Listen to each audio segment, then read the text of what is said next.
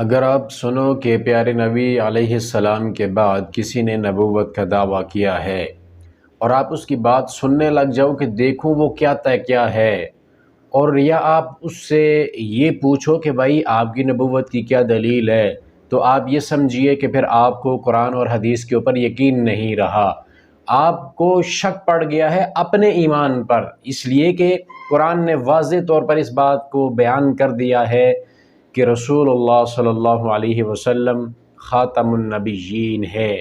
آپ کے بعد نبوت و رسالت کا جو سلسلہ ہے وہ نہیں چلے گا، منقطع ہو گیا ہے۔ اب رسالت اور نبوت اس کائنات کی ضرورت رہی ہی نہیں ہے، اس لیے کہ اللہ کے نبی صلی اللہ علیہ وسلم کے اوپر رب تعالیٰ نے دین کو مکمل کر دیا تھا، جو وے آف لائف ہے، زندگی گزارنے کا جو طریقہ اور سلیقہ ہے وہ مکمل ہو چکا ہے۔ اب دین کے اندر کسی بھی کمی پیشی کی نہ تو اجازت ہے اور نہ ہی ضرورت ہے، سب کچھ بیان کر دیا گیا ہے، اور پیارے نبی علیہ السلام نے اپنے فرامین کے ساتھ اس بات کو بالکل واضح کر دیا ہے کہ آپ علیہ السلام کے بعد کوئی بھی نبی یا رسول اس کائنات کے اندر نہیں آئے گا۔ اب بعض لوگ جو ہے وہ خاتم النبیین کی تعویلیں کرتے ہیں کہ دیکھیے خاتم کا معنی جو ہے وہ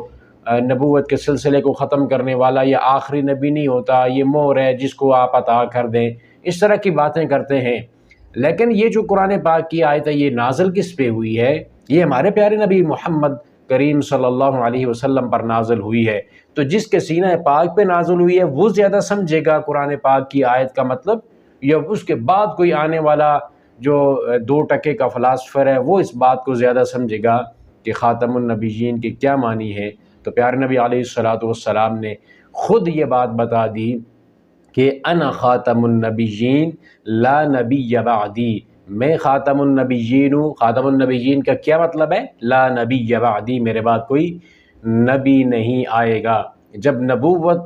کا دروازہ بند ہے تو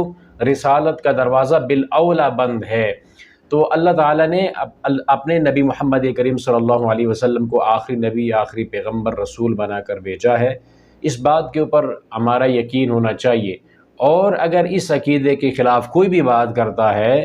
تو ہمارا یقین اس کے اوپر اگر مضبوط نہیں ہے تو سمجھیے کہ ہم اپنے ایمان سے ہاتھ دھو بیٹھے ہیں، کیونکہ یہ ایک ایسا